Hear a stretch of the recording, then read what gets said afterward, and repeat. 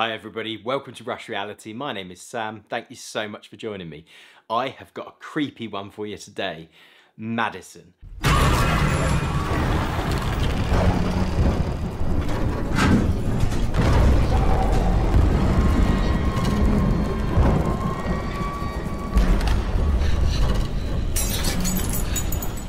So, Madison was a game previously released by Bloodiest Games, I know, what an awesome name, as a flat game on PlayStation, Xbox, Switch and PC.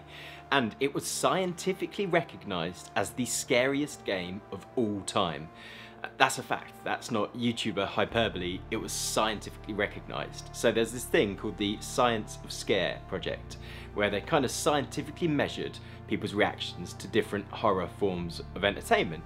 They measured heart rate and looked for, average highs and peaks during some of the kind of jump scare moments of the games or films. And Madison was declared the scariest game of all time, beating out favourites like Silent Hill and Resident Evil. Bloodiest have now made a full VR version of Madison. They announced it last year, it's been really exciting to look forward to, and I've managed to get myself an advanced copy to play through. In Madison, players are thrust into the chilling world of Luca, a young man who finds himself caught up in a ritual passed down through his family's generations. Armed with just a Polaroid-style camera, Luca finds that he must complete the ritual once initiated by his now deceased grandfather. As Luca explores his grandfather's eerie house and loads of other sinister locations, he finds himself encountering all different supernatural phenomena. Luca quickly begins to question his own sanity.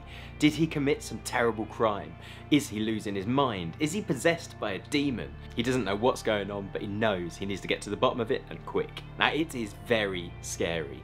Now, I might have mentioned before, but I don't do well with scary games. Things like Resident Evil really get my heart pumping. I find the whole experience super stressful, and this was no different. Now, they absolutely nailed the eerie atmosphere throughout the game.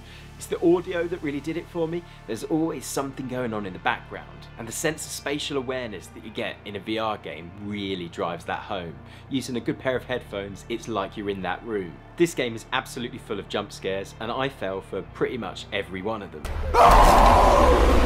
There's always noises going on around you, creaking floorboards, doors opening and shutting, things falling over, lightning crackling. It makes you feel that you're not quite alone, and as the game progresses, it becomes very clear you're not alone. The whole environment feels alive, and I fully bought into this experience. Now, in fact, I found it incredibly stressful, and there were points in the game where I had to take to playing with just one headphone in so I could kind of ground myself in reality and let my heart rate just calm down for a minute. Because as soon as you've got that full audio experience, you feel like you are Luca and you are in that experience. It is terrifying.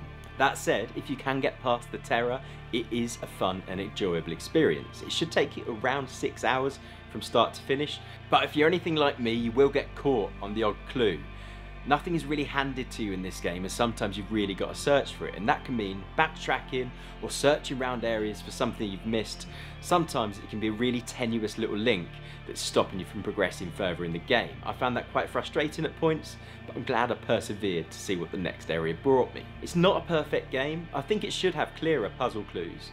Like I say, there were absolutely points where I was lost, and there are also other points where I'm pretty sure I was doing the right thing and I just wasn't getting the reaction from the game that I expected. One example of this is a certain point in the game you get these little discs with kind of globes or worlds on them, and you have to arrange them in a certain order. Now, you take a photo using your Polaroid, and that photo reveals the order you should be putting these discs in. I'm certain I was putting them in exactly that order time and time again, but the game just wasn't progressing. And because it's not so clear when something has progressed, you end up changing everything, then going to check the entire house just to go back and change it again. And this continues and continues until it becomes clear that something has actually changed. A lot of other games would have taken the easy route here, and after you've scratched your head for half an hour, the narrator or the protagonist would say something and give you a prompt to find the next thing. But this game does none of that. You really are in there alone, and that's right from the start. As soon as they drop you into this game, there is no hand holding, no explanation of the mechanics. You're just dropped into a room and have to find your way out. That means you just start experimenting, walking around the room, trying to interact with things and seeing what happens. I found this quite rewarding, but it did make for quite a slow start for the game, and it actually lowered my expectations for what was yet to come. One of my main frustrations with the game was the slow movement.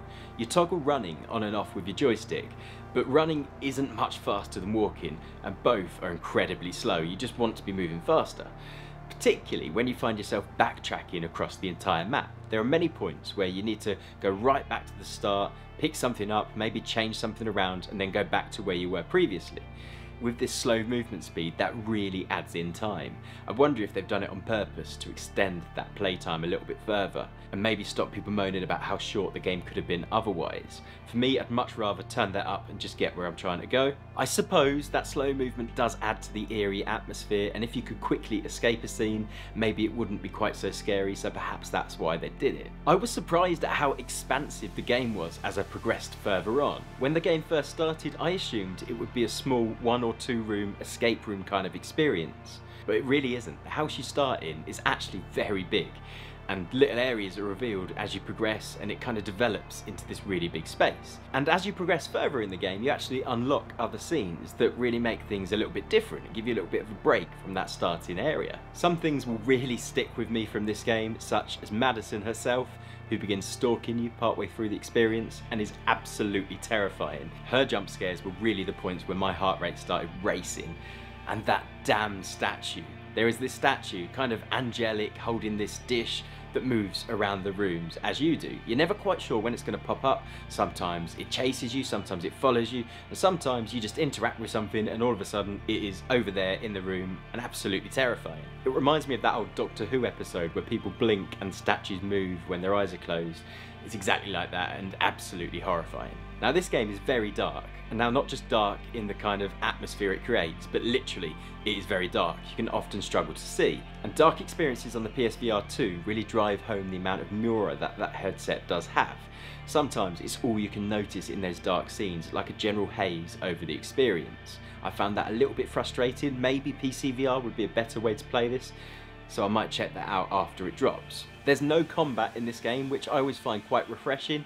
It's a really simple, easy thing to do, to just drop in a pistol and turn a game into a shooter, and I'm glad they didn't do that. It really doesn't need it. It also makes for a really good seated experience. Because so much of it is just exploration and sort of playing with the environment around you, I find it quite nice to just sit down in the chair and play the game like that. The story is decent. There's quite a lot of lore that's fed to you as you explore, and I think it kind of builds up as the experience goes on. I'm really happy with it, and I think it's worth playing just for that alone. It is definitely up there with the best horror experiences I've ever had, and I think that's saying something. There are a lot of horror experiences for VR particularly, and I think this really stands out as a particularly good one. I also think it does hold up well as a puzzler. If you like games that are kind of escape room experiences, things like The Room, then you will absolutely love this experience, and I recommend picking it up. And the audio team really deserve an award. It definitely comes with my recommendation. It's the kind of game that you don't want to play alone, but maybe you should, so no one sees your face when you fall for every jump scare. Now, if you've enjoyed this video, a like would be appreciated, and a sub to the channel would be amazing. I'd love to see you next time. Thank you very much. Goodbye.